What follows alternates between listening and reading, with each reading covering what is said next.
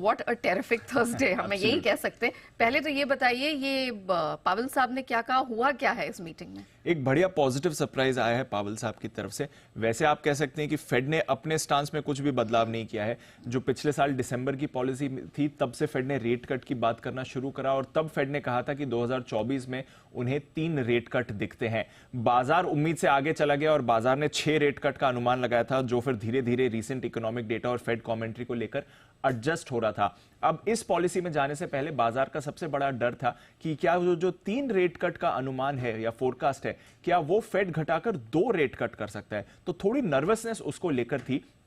But जब chairman साहब की तरफ से क्लियर हुआ, फेड के डॉट प्लॉट से क्लियर हुआ कि नहीं, इस साल फेड को भी 3 रेट कट अभी भी दिख रहे हैं, वहां से फिर बाजार का कॉन्फिडेंस बढ़ा। हालांकि रीसेंट इकोनॉमिक डेटा, स्पेशली जो जनवरी और फरवरी का इन्फ्लेशन आंकड़ा आया है, पीपीआई आंकड़े आए हैं, रिटेल सेल्स आए हैं, बाकी जीडीपी आंकड़े आ रहे हैं, वो अनुमान से ज्यादा रहे हैं। तो डर था कि क्या इस स्ट्रॉन्ग इकोनॉमिक डेटा की वजह से फेड अपनी टाइटनेस बरकरार रख सकता है। बट पावल साहब का कहना था कि ये सब सीजनल टाइटनेस की वजह से है और उन्हें नहीं लगता कि ये ज्यादा दिन बरकरार रहेगा। ओवरऑल उन्हें इन्फ्लेशन गिरावट का ही ट्रेंड दिखा रहा है। पूरा फोकस अभी भी फेड का 2% इन्फ्लेशन लाने पर लगा हुआ है।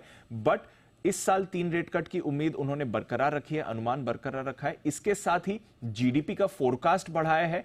अगले साल के लिए इन्फ्लेशन फोरकास्ट में हल्की बढ़त इन्होंने करी है। तो ओवरऑल इकोनॉमी स्ट्रांग है और रेट कट की उम्मीद भी फेड ने बरकरार रखी है। तो दोनों फैक्टर्स अगर आप मिलाकर देखें तो यहां से बाजार को बूस्ट मिला है। जून की पॉलिसी में अब 75% लोग रेट कट की उम्मीद लगा रहे हैं। ये कुछ दिन पहले 57% तक गिर चुका था, तो वहां से अनुमान वापस आ गया है। बॉन्ड यील्ड भी गिरकर 4.25% पर आ गई। तो नेट थोड़ा पॉजिटिव सरप्राइज आया जब फेड ने कहा कि हां, इस साल 3 रेट कट का अनुमान बरकरार रहेगा। ओके, चलिए, ये तो आपने बता दिया कि फेड के आउटकम में क्या कुछ निकल कर आया, लेकिन इम्पैक्ट कैसा रहा है यूएस मार्केट्स का, यूरोप मार्केट्स का? इनफैक्ट आज जो भी मार्केट है, क्या ये उसी का रिफ्लेक्शन है? एब्सोल्युटली। और जो स्क्रीन पर दिख रहा है, गिफ्ट निफ्टी पर आपको 250 पॉइंट्स की तेजी दिख रही है।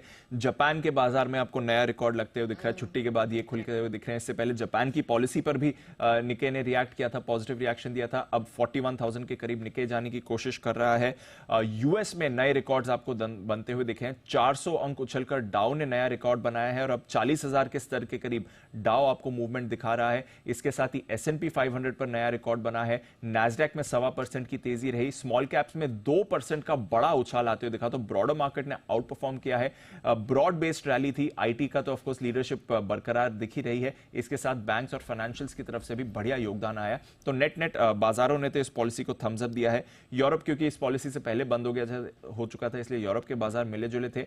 बट इसके साथ साथ करेंसी कमोडिटी बाजार पर भी बड़ा इंपैक्ट इस पॉलिसी का आया है। डॉलर इंडेक्स जो पिछले 3 दिनों से मजबूत हो रहा था, वो वापस फिसलकर 103 के पास सुस्त हो गया है।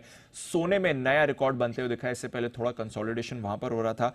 चांदी में 3% की बढ़त है और लंबे समय बाद चांदी नया रिकॉर्ड बनाने की तैयारी कर रही है। यहां पर रखिए नजर। और कच्चा तेल जो पिछले कुछ दिनों से रैली में था, इसमें 1.5% की गिरावट आई है। तो नेट बाजार बहुत खुश है पावल साहब की कमेंट्री को लेकर। फेड की तरफ से उतना ज्यादा बदलाव नहीं हुआ है, बट जो कमेंट्री आई कि 3 रेट कट इस साल होंगे, उससे बाजार काफी खुश है। चलिए, रिएक्शन तो यहां पर दिखा है, बट